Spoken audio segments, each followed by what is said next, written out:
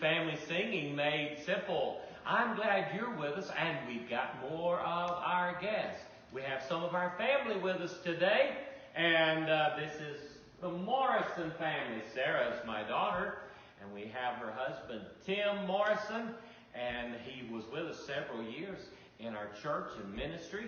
And I'm glad to have all of you with us as well. We're going to get acquainted with all of them as they sing. But right now, we want them to sing another song for us, all right?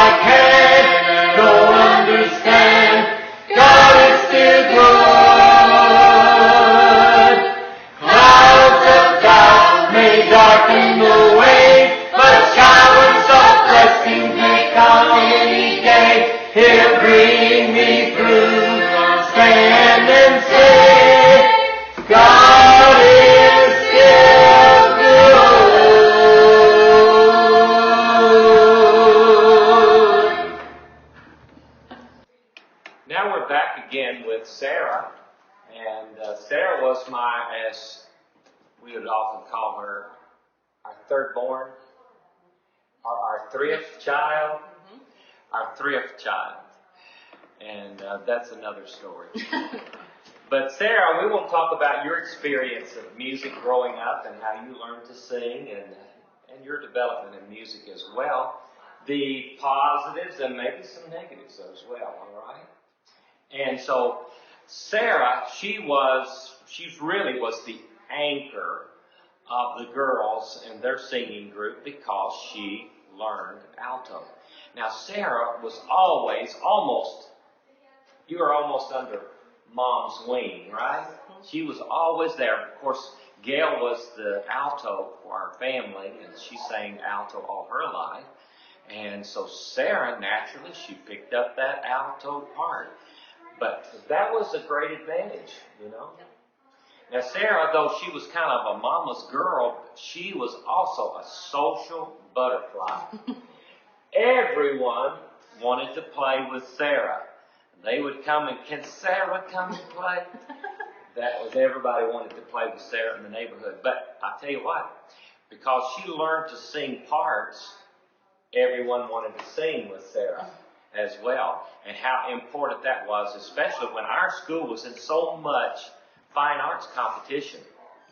She became really the anchor of every group. Every group had Sarah in, and she anchored those parts. And so that's important, isn't it? Yes, very important. Well, Sarah, I was thinking about, that's a positive, how wonderful it is to teach your children to be able to sing parts. But Sarah, what's the negative in that? Well, you wouldn't be able to, you weren't in the lead position a lot. So when you were by yourself or you were called on to sing a solo, you might be able to do it, you just didn't have the confidence because you could always blend with somebody. You weren't the main focus of the melody of the song, and so you didn't have to put yourself out there too much. So then, yeah, that kind of is a negative sense to it because you don't have the confidence to do the lead, I guess you could say. So it's very good to try to develop your singer, or if it's you, or maybe perhaps your child, and well-rounded. It's wonderful to learn to sing the parts, and I would not just allow them to sing lead all the time. Put them in situations where they have to learn parts. But also, don't just allow them to always blend and never take a lead, because you lose out on some confidence that way. Definitely. What happened when you went to college? Oh, sorry. Well, you had sisters that went there before you. I had 2 older sisters that went there before me, and then they both sang lead and soprano, and they sang solos, and for a lot of the chapel services and things like that. So when I came as a freshman, they were still there. The one sister was still there anyway. So I was called up to sing during choir practice, which is in front of 200-something people, to come up and do her verse that she did while she was there because she sang the solo part of the verses. So I was called up just because I was her sister, his daughter, to come up and sing.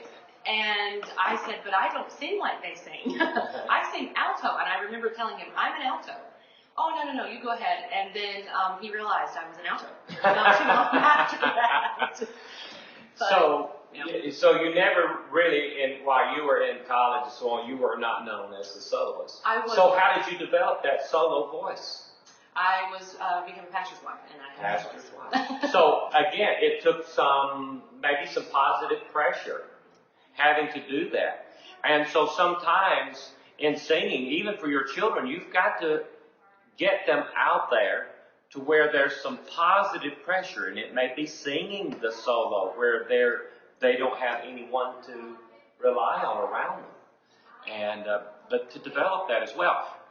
Also, singing solos puts you on the stage without props, and so it kind of bears the voice, and so you have to work some of those things out. And that's why it's so important, too, to have a little bit of experience and maybe have some coaching, right? Oh, definitely, yeah. And certainly Sarah had that all of her life. I think it's important to teach your kids those things, yes. But now Sarah, see, she's pastor's wife. She's got a beautiful solo voice, but she worked at that. But now you're doing that with your children. And we didn't introduce the children a while ago, did we? We have Abigail, she's 15, Eli's 13, and Eden is 11. And now they are singing in parts as well, beautifully. We're going to teach them parts. And even Abigail mentioned that she was an alto. And I told her, and she never wanted to learn to sing the lead because she kept saying she was an alto. And I said, no, I really think you could do all the parts. And then she started singing the lead, and she really enjoys that now. And does really well. Great. So it's wonderful to be able to keep that going. Now, one other thing I'd like to bring up about Sarah. Sarah had to, and again, this is positive pressure, sometimes do things you're uncomfortable with.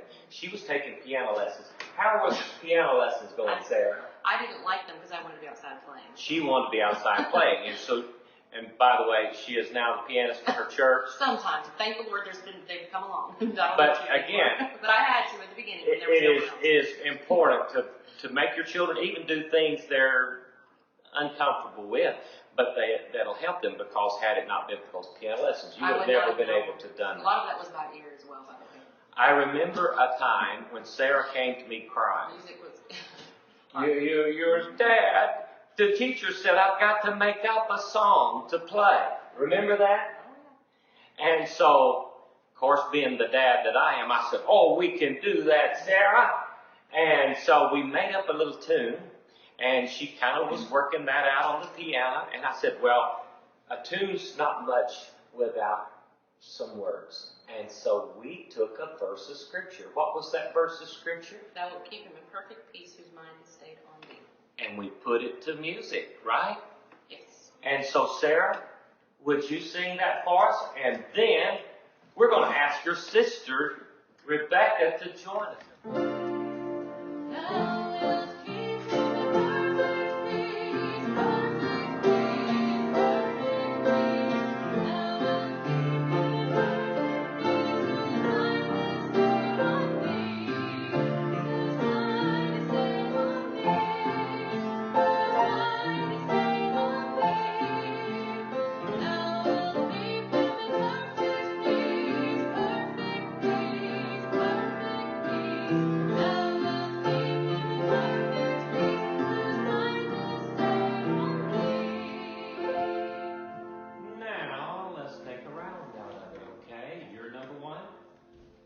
Number 2, and Rebecca, number 3.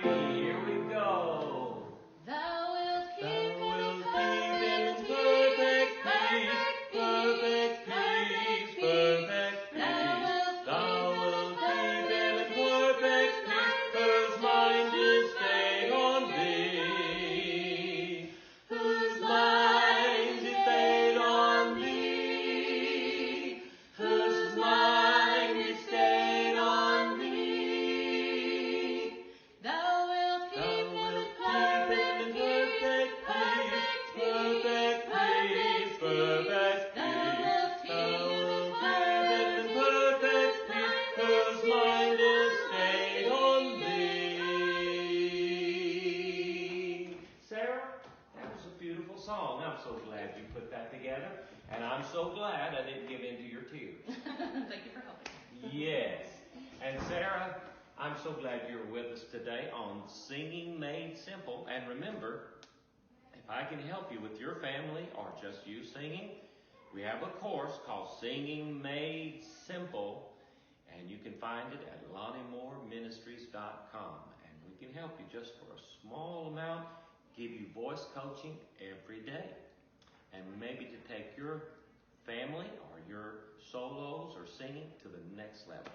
Till next time, keep on singing.